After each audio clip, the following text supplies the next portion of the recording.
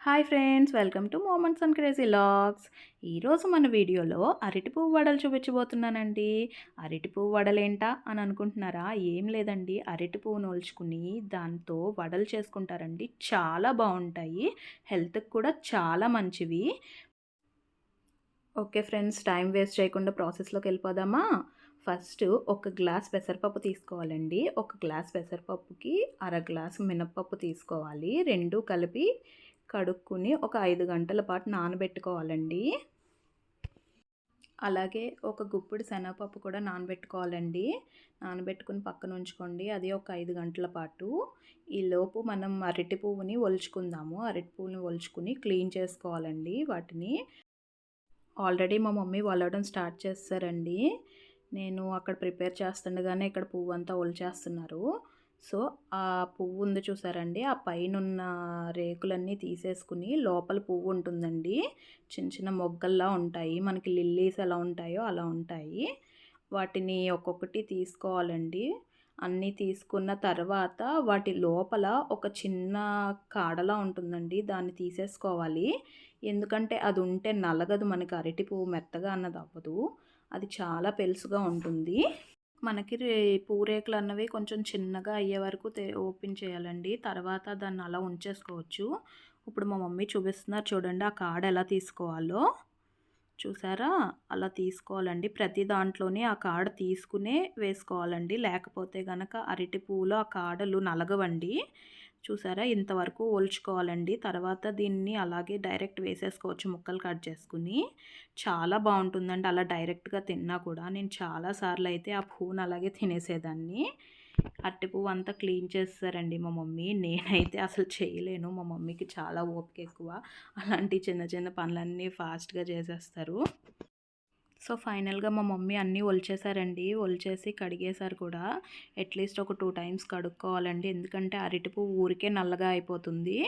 కడుక్కున్న తర్వాత 3 to 4 onions తీసుకోండి మీడియం సైజులో. అలాగే వాటిని ముక్కలు కట్ చేసుకోండి, కొంచెం లావుగా కట్ చేసుకొని పక్కన పెట్టుకోండి. అలాగే ఒక 4 పచ్చిమిర్చి కూడా తీసుకోండి, అవి కూడా పక్కన పెట్టుకోండి. ఫస్ట్ అయితే అరటి పువ్వు వేసుకుని దంచుకోవాలండి. ఒకవేళ దంచుకోలేమనుకుంటే కనుక మిక్సీలో కూడా వేసేసుకోవచ్చు. అలాగే దీన్ని బాగా మెత్తగా కాకుండా అండి, కొంచెం బరగ్గా దంచుకోవాలి.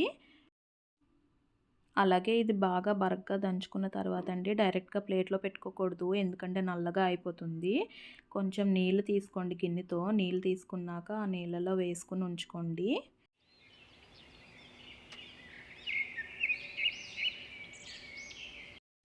ఇంక ఇది నలిగిపోయిందండి, ఒక గిన్నెలోకి పక్కకి తీసేసుకుంటాను. ఇలాగే ఉండాలండి, మరీ మెత్తగా అయిపోతే బాగోదు, కొంచెం బరగ్గానే ఉండాలి.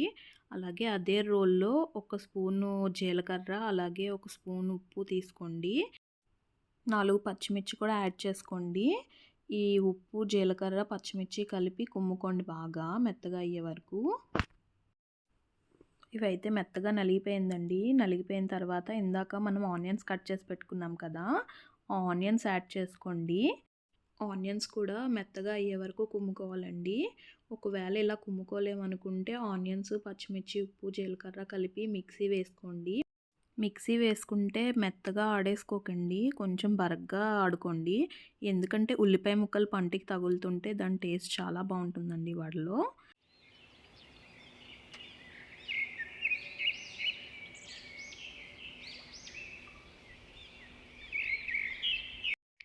ఉల్లిపాయ కూడా నలిగిపోయిందండి. ఇది మనం ప్లేట్లోకి తీసేసుకుందాము.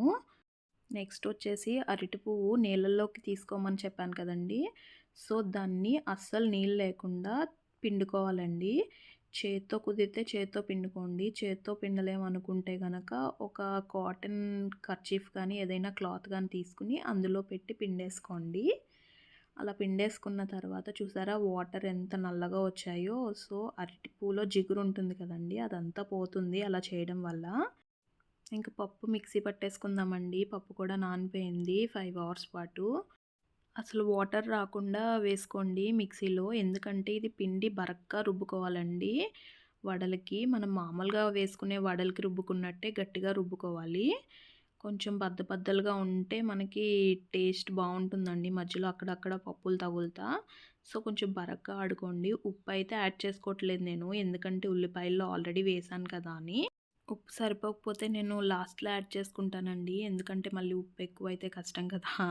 అందుకని. సో, మన వడలకైతే ఈ పిండి ఇలా ఉండాలండి. చూడండి అదిగోండి. అలా బరగ్గా ఉండాలి. మరి మెత్తగా అవ్వకూడదు. సో, ఇందులో నానబెట్టుకున్న శనగపప్పు ఏసుకున్నానండి. అరటి పువ్వు కూడా దంచుకున్నాం కదండీ! దాన్ని కూడా యాడ్ చేసుకోవాలి. అలాగే అరటి పువ్వుతో పాటు ఉల్లిపాయ పేస్టు అన్నీ యాడ్ చేసేసుకోవాలండి. అన్నీ వేసేసుకున్నాం కదండీ! ఇప్పుడు మొత్తం కలుపుకోవాలి అంతా కలిసేటట్టు. అంతా కలిపిన తర్వాత లాస్ట్‌లో ఉప్పు సరిపోయిందో లేదో చూసుకోవాలండి. చూసిన తర్వాత సాల్ట్ సరిపోకపోతే గనక కొంచెం యాడ్ చేసుకోవాలండి. ఒకవేళ సరిపోతే అలాగే వేసేసుకోవచ్చు. నేనైతే మొత్తం కలిపేసానండి. ఏదైనా పాలిథీన్ కవర్ తీసుకోండి. పాలిథీన్ కవర్ తీసి దాని మీద వడలు ఒత్తుకోండి ఇలాగా. సో, ఆయిల్ హీట్ అయిన తర్వాత ఆ వడల్ని అందులో వేసుకోండి. అవి కొంచెం గోల్డెన్ బ్రౌన్ కలర్ వచ్చే వరకు వేయించుకోవాలండి. అలాగే మంట కూడా హై ఫ్లేమ్‌లో పెట్టుకోకూడదు. మీడియం ఫ్లేమ్‌లో పెట్టుకోవాలి. ఎందుకంటే హై ఫ్లేమ్‌లో ఉంటే మాడిపోతాయండి వడలు. మనకి మంచి గోల్డెన్ కలర్ రావు. సో, ఇలా గోల్డెన్ కలర్ వచ్చే వరకు వేయించుకోవాలండి. సో, వడలైతే చాలా బావుంటాయండి. హెల్త్ పరంగా కూడా చాలా మంచిది. హై ప్రోటీన్ ఫుడ్ కూడా.